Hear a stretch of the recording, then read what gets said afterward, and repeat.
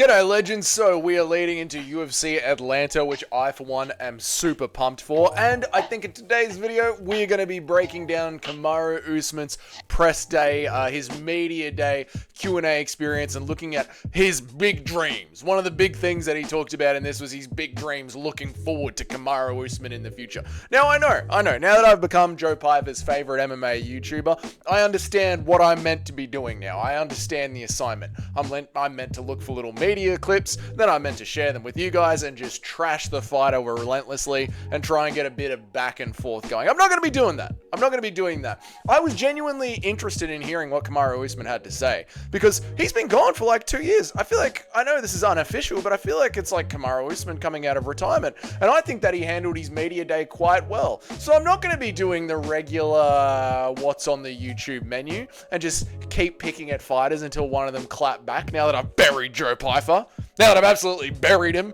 under bowls and bowls of melted nacho cheese and quesadilla mix. If you didn't watch yesterday's video, I know you were watching me, Piper. That was all yesterday. That's behind us now. But today, like I said, I was very curious to hear Kamaru Usman come back, speak to the media. It feels like he's been gone forever. He has been gone forever. It's been 2 years. And what got him fired up? And he answered that in this press day. So that's what's really going to be the core here. Looking at Kamaru Usman's big dreams of whether or not I think there is a chance of that actually coming to fruition. There's a bloody word of the day right there, mate. Bloody fruition. How's that one? So let's get into it straight away. The first thing that Kamaru brings up is the training camp. Now, it's a little bit critical, but I just want to play this and, you know, give you my thoughts on it. So the first thing he gets to ask is, Kamaru, how does it feel to be back? How was your training camp? How has it been cutting weight again? Let's have a listen. Fight week, all that. Well, the training camp aspect is, you know, I don't think that's fun for almost anyone, but Now, I understand this is super critical. This is super critical.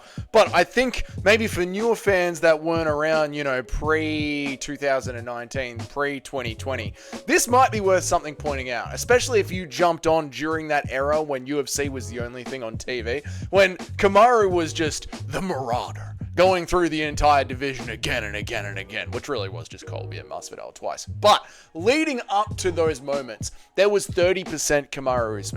He was the nightmare. He had a real fire in him, a real fire in him. And with how well and how more mature new Kamaru Usman seems to be during this media day, one of the things that I worry about going into this fight, and one of the reasons that I'm picking Buckley, is because I don't see that fire in Kamaru anymore. I see this as someone who sort of looks at the game of MMA nostalgically and knew that he achieved greatness, and he's got big dreams to try and reach greatness again. But to me, the 30% Kamaru Usman, the Kamaru Usman that famously annoyed Dana White at saying there was only 30% of my powers, or whatever he says, 70%, 30%, who cares? The point is, that young Kamaru never ever in a million years would have ever never admitted to training camp being a bit difficult, a bit hard. No one likes to enjoy the training camps. That's all I'm saying. That's just one of the things that shows me a shift in Kamaru Usman's mentality as he has aged up, which I completely understand. But if you think that this is going to be the Kamaru resurgence of old, I mean, already on media day, his outlook has already changed. So surely it's going to change going into the fight as well. Next question is, why are you choosing to come back now after 2 years off? Let us have a look. why the wait? Yeah, like why didn't you fight any earlier? Like why now? I mean, there's really, I don't know. Just being in a place where you have the opportunity to kind of heal some injuries, you have the opportunity to kind of take some time off. I was pretty active there for X amount of numbers of years. Now, I need you guys to help me out here in the comments. I'm not sure about this. I need some real experts in there. Again, this is just a fan page, right? Dougie's Corner is a fan page. I'm not some MMA expert, MMA guru, big old MMA hole. I'm not like that, right? So I need you guys to help me here down in the comments, yeah? Kamaru Usman, he just said there, he took the time off to heal up some injuries, right? And we all know, everybody knows, mate, that Kamaru Usman has got the bad knees. But not only with the bad knees, as you're getting into 36, when he walked away from the game, it feels like he's coming out of retirement, 37, whenever he walked away from the game, you're going to have, a little bad shoulder. You know what I mean? You're going to have a bad shoulder, you're going to have the bad knees, you're going to have a little bit of the bad back. I am wondering, are the UFC fighters allowed to go down to, what is it, Puerto Rico, South America, and get the stem cell treatment? Because we have heard, maybe not we, but I have heard plenty of episodes of the Joe Rogan show where they talk about how the stem cells just regenerate these injuries, the tennis elbow, the deltoid, like hurting your shoulder, hurting your back, hurting your knee. Stem cell replacement therapy takes a long time, but it works absolute wonders. And a 2-year break kind of suggests to me that we knew that we had a Kamaru Usman that was going towards the end of his career after the Khamzat Chimaev, very injured. Yeah, we heard him on the map with Justin Gaethje the day before the Khamzat Chimaev fight, where Gaethje goes, "Oh goddamn, is it your knees?" and then they scurry off the open workout. We know the stories are out there that Khamzat Chimaev had, little niggling injuries, and I'm wondering, are MMA fighters allowed to get stem cells? Are they allowed to get that treatment therapy? I don't know. Maybe someone out there does know that. Please let me know down there in the comments. But if you were going to take 2 years off just to heal up and watch the game, I don't think it's because he was worried about going after the belt while Belal Muhammad was on top. Like, yes, this fight is happening now that JDM beat Belal Muhammad, but apart from us boys over here down on our little South Island of Australia, how many people out there really thought that JDM was going to get it done? We were the only ones that knew JDM was going to get it done. So Kamaru took this fight assuming that Belal was still going to be champ. So I don't think it's him seeing now that the division's opened up, he's stepping back into it. I do think it's because he was 36 after being one of the most active champions in recent history. It was Volk, Izzy, and Usman. His body is going to be worn out. He takes 2 years off. Now, is this 2 years off just to naturally heal everything? You don't really need stem cell replacement therapy to get your knees fixed up, and 2 years off of not absolutely grinding your bodies to a pulp every 3 months in a training camp. Just 2 months off to 2 years off to do regular recovery and allow your body to just naturally heal is going to help. So I'm not sure what it is down there. Let me know in the comments. Do you think it's stem cell replacement therapy? Do you think it's just good old bloody rest for the body like God intended? What do you think it is? Let me know down there in the comments. Now, the next thing that we're moving on to, the big section is Usman's big bloody dream, mate. Usman's got a dream. There's a reason he's back. He's shooting for the bloody stars, mate. He's going to land on the moon. He's shooting for Jupiter, so he's going to land up Uranus. You know what I'm saying, mate? Let's get into Usman's big bloody dream. My path there, well, just pretty simple. I just lay out the map right here. This is it. Get ready. Lock in the dream. Let me lay it out. Lay it out for us, Usman. Finish Buckley this weekend. Not and gonna then happen. wait for the winner of, I believe, Islam and JDM, which is going to be an incredible fight. Such a great thing now having Islam come up into the division. Who wouldn't buy a ticket to that? Former pound for pound and current pound for pound. And I love Islam. Islam's a great fighter. I think that's some. Former pound for pound and current pound for pound. So this means that already Kamaru Usman's big bloody dream is falling apart because he thinks Islam Makhachev's going to beat JDM. Islam Makhachev's got no chance at beating JDM, mate. Let me tell you that. No, okay. So stage one for Kamaru Usman is get through Buckley. Now, I'm not just going to do the thing where I have to shit on him for shitting on his sake. Is this turned on? Have I filmed this whole video? It's turned on, thank God. I'm not just going to do the thing where I'm just trashing him for trashing on it. I don't think he can get through Buckley, but you're not going to be a goddamn former #1 pound for pound, third best welterweight of all time, and go into this fight on Saturday thinking that you're not going to beat Buckley. Of course he's thinking he's going to beat Buckley. I don't fault him for that. So Usman's like, I've got to beat Buckley, I've got to beat Buckley. Great, of course. Then, obviously, he's looking at the belt. Now, here's what people are talking about. Welterweight is one of the busiest of it. Why am I saying one of the? Welterweight is the busiest division in the UFC right now. And Buckley's on a 3-fight losing streak. He's going to get one win. Usman's going to get one win over Buckley, and Usman assumes he's going to get the title shot. And we out there, us, the MMA fandom, are probably laughing at such a ridiculous idea. Hold up! Hold up!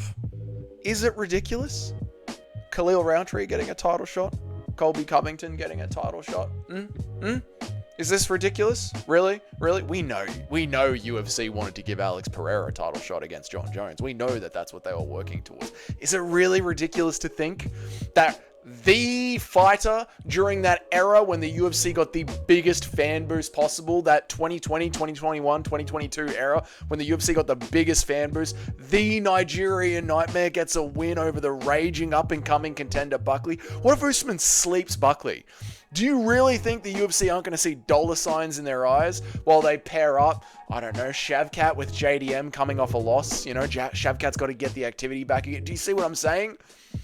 This is the thing about Usman's big dream. It's not actually a crazy dream. Of course he believes that he can do it. And of course the UFC, if Islam Makhachev has the belt and Usman has a win, this is the kind of thing that UFC would do. Let us press on. Let us press on.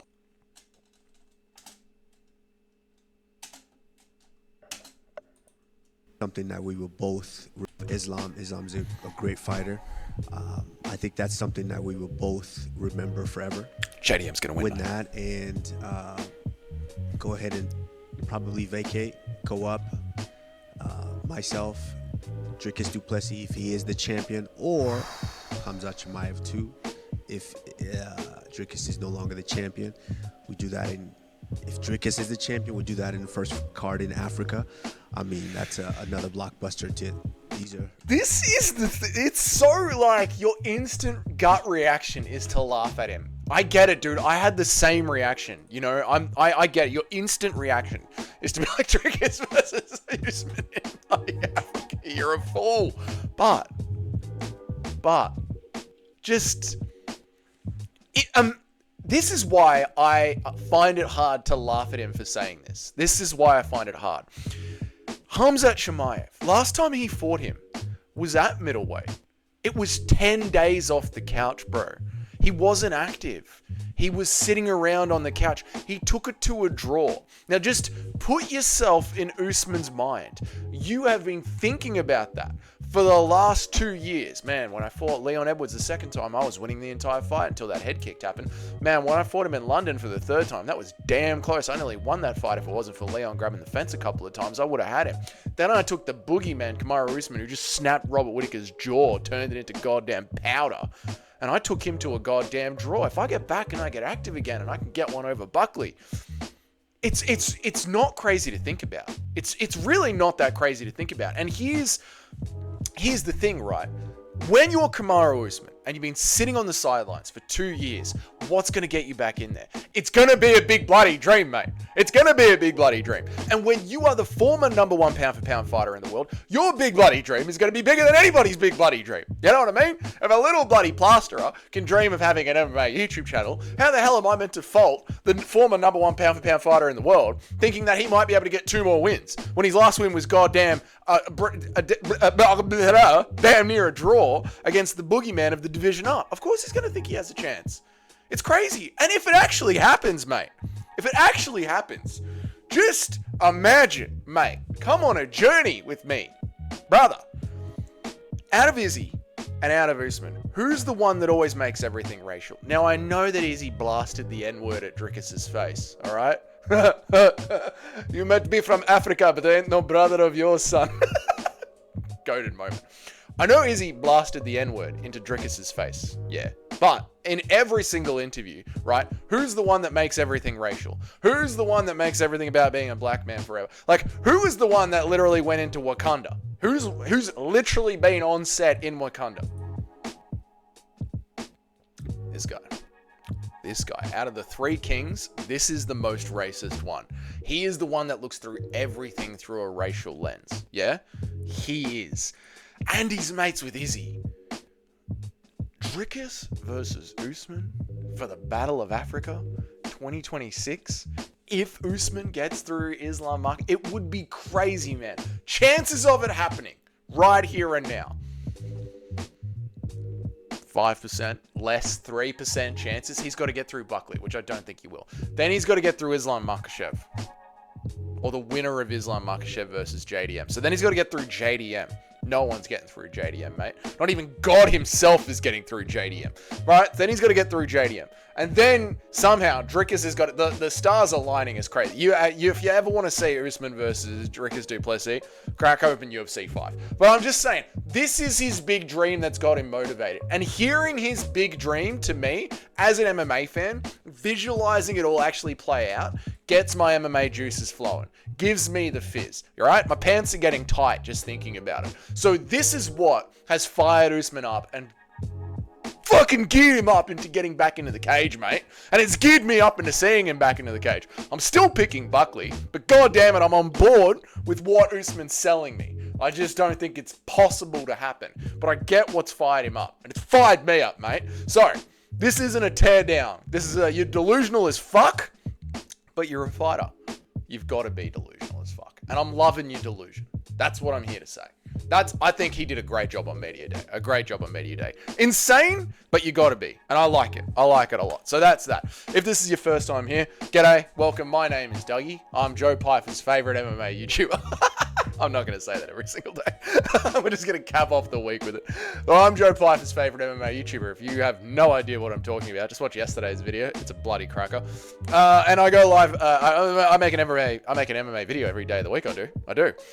Except for the weekends, and that's tomorrow's video. So that's it for the weekend. I'll be live for all of UFC Atlanta, Buckley versus Usman, and I try and go live at least 3 times a week. So if you want to know when all that happens, hit the subscription button down there and the notification bell to know when I drop a video, to know when I go live. Let me know down there in the comments. Number 1, the first thing I said, and number 2, what are the chances of Usman's big dream actually happening? Let me know about that down there in the comments.